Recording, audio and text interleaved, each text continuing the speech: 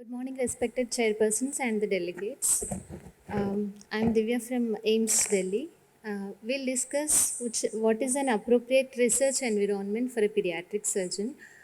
So, the aim of research is not only to improve the patient care and also for our professional upliftment. So, this article, which was published in 2019 from Texas, they have studied from all surgical disciplines and concluded that pediatric surgery may provide a model for success in basic science in today's research environment. So the types of research are basic research to know the molecular biology or to know the genetic workup, and the clinical research is to know the outcome of a procedure or benefit of a drug, and the and the translational research is just implementing the animal model results into the human subjects. So, for what are the resources we need for the research are we need the subjects, maybe cases or controls, and their data should be entered and managed properly, whether it is physical record or electronic records. And there should be access to these records whenever we wanted to do any retrospective study. And there will be need of biostatistician, and we should have collaborations with other departments also and from other institutes also. So in case of genetic studies, we may collaborate with IGIB, or for developing any newer equipment, we may collaborate with IIT. So for animal model studies, we have to follow the guidelines according to CPE, CSCA, which were available online. And whenever needed, there should be provision for autopsy.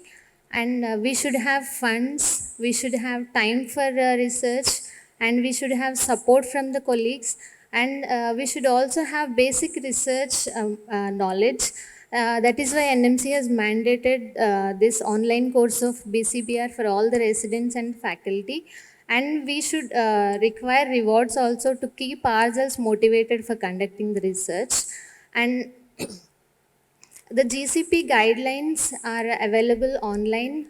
These are the guidelines for all the investigators on human subjects. And so the appropriate environment is the suitable environment for a particular setup. So it varies from person to person and from the setup and the needs of, based on needs of a geographical location.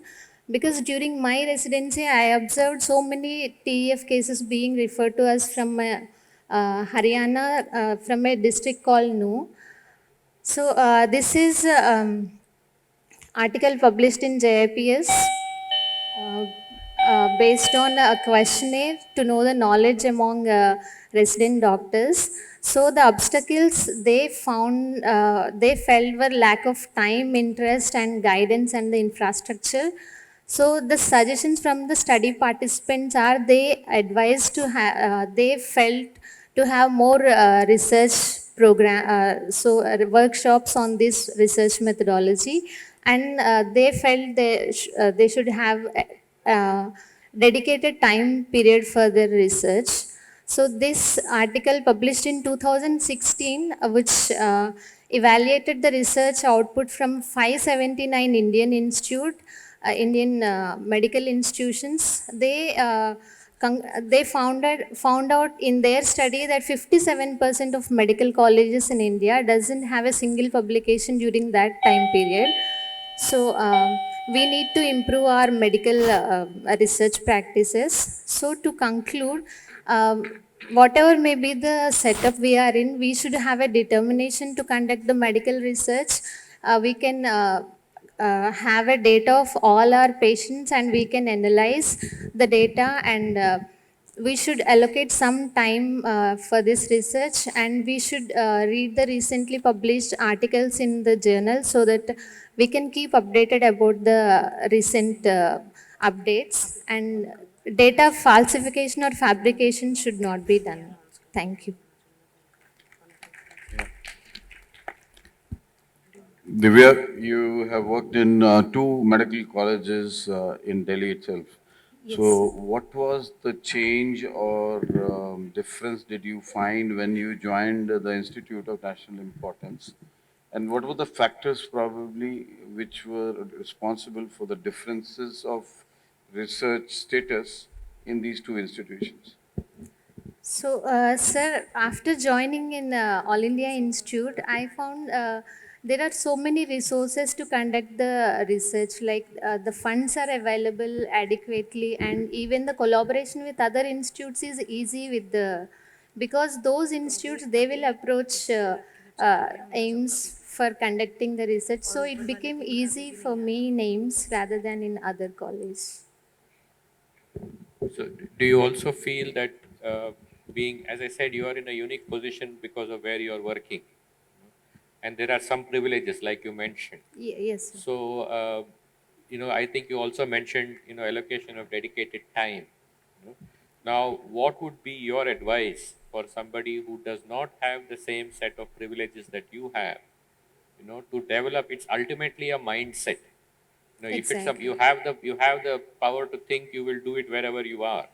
So, what would be your advice to younger colleagues or trainees who are training? What advice would you give them to So, inculcate that thinking in their head? So every day we can just allocate at least 5 minutes time to think what we have done on that day. So we can write down. Maybe we can maintain a logbook or data keeping record what we have done on that day, so that when we sit for after some time, maybe 1 month or two, if we sit back and we can analyze our results, we may get some idea and we may improve the patient care. Thank you. So, I think writing down things that you think about, I think is a valuable lesson. Yeah, thank Yes. you very much. Thank Thank you. you.